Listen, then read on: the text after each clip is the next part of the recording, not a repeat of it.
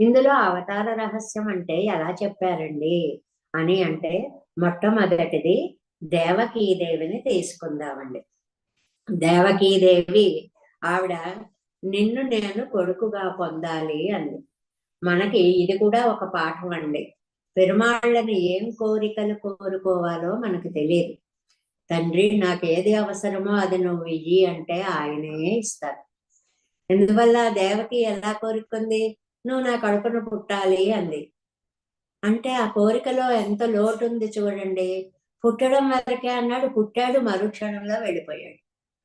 మరి తన బాల్య లీలలన్నిటినీ చూస్తే అదృష్టము ఆవిడికి పొందలేదు, ఆవిడ పొందలేదు కదండి, దేవకీదేవి పొందలేదు కదండి.